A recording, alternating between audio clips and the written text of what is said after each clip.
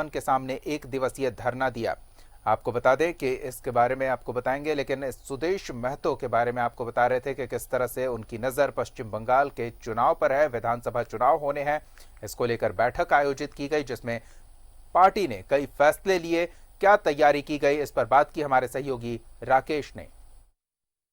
चुनावी रण में आंसू भी श्वेत झारखंड के सवाल पर, विरहत झारखंड के सवाल पर चुनावी मैदान में उतरने की तैयारी कर चुकी है और आज एक तरीके से इसकी शुरुआत भी यहां कार्यकर्ताओं के सम्मेलन के माध्यम से हो चुकी है। हमारे साथ आंसू प्रमुख सुदेश महतो हैं। सुदेश जी, बंगाल पर नजर है?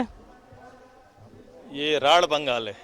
ये प्रस्तावित जिस क्षेत्र पर हम लोग आज चर्चा कर रहे हैं, जो प्रतिनिधि सम्मेलन आज हुआ, ये राढ़ क्षेत्र है और राढ़ बंगाल के रूप से पूर्वकाल से कहा गया है, जिसको बाद में जंगल महल, और ये पूरा क्षेत्र जो है मानभूम क्षेत्र है। तो हम लोगों ने सबसे पहले आज 5 प्रस्ताव पारित किए हैं, जिसमें राढ़ बंगाल के क्षेत्र में हम लोग मानभूम, जंगल महल, स्वायत्त जो एक प्रशासन इकाई का गठन करने का मांग की है। इस क्षेत्र के भाषा संस्कृति को सुरक्षित रखने की बात की है। स्कूल स्तर पर इसकी पढ़ाई प्रारंभ करने की बात की है। यहाँ के आंदोलन में रत रहे, जो झारखंड आंदोलन में बड़ा एक्टिव रहा ये जिला, यहाँ के लोग, उन लोगों को भी इस प्रदेश में भी आंदोलनकारी का दर्जा मिले और साथ ही साथ उनको, उनके परिवार को, जो लोग शहीद हो गए हैं, उनको सरकारी नौकरी मिले।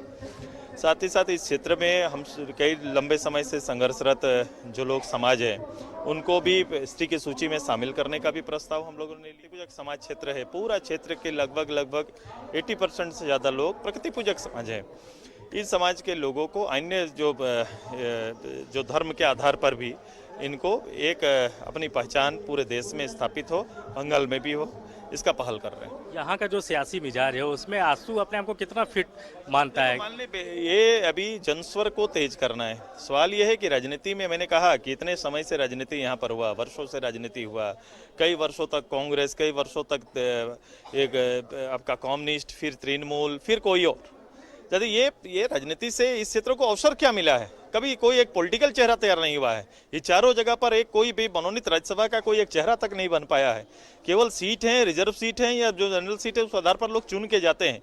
कभी भी लोगों ने इस एरिया को के नहीं देखा। जंगल महल के नाम पर केवल चावल और आपके चना बांटने का केवल मात्र काम हुआ है।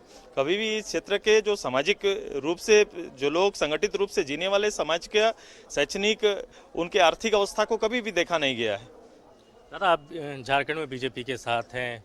पिछला 2 जो उपचुनाव हुआ आपने बीजेपी का साथ दिया, राज्यसभा चुनाव में भी आप बीजेपी के साथ थे। यहाँ क्या समीकरण है? अब सब्जेक्ट अलग है। अभी मैंने कहा कि चुनाव में जाने से पहले ये लोगों के बीच से जनमत तैयार करने का कार्यक्रम चलेगा। जिन विषयों को लेकर आज हम लोगों ने विचार रखा है, जो प्रस्ताव लिए हैं, ये चारों जिला के मुख्यालय में जाएगा।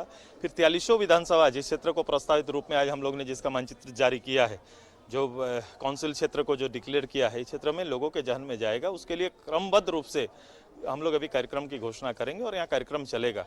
फिर अंत में हमारा जो बॉडी है बैठेगा कि अगर इस जनमत को, जो जनमत, इस विषय के साथ जनमत संग्रह करने के बाद अगर ये लगे कि चुनाव के जनमत में भी जाना है, तो पार्टी तय करेगी उसके साथ। लेकिन अंतिम गोल तो चुनाव ही होता है ना किसी भी राजनीतिक पार्टी का। मैंने कहा कि हर लड़ाई को पहले जन आंदोलन तैयार होता है, उसके बाद चुनाव होता है। कभी भी चुनाव से, आपको याद होगा कि संयुक्त, जब झारखंड के समय में भी जब मुर्गा छाप के नाम पर, तो उस समय झारखंड के अलग नहीं हो पाया था।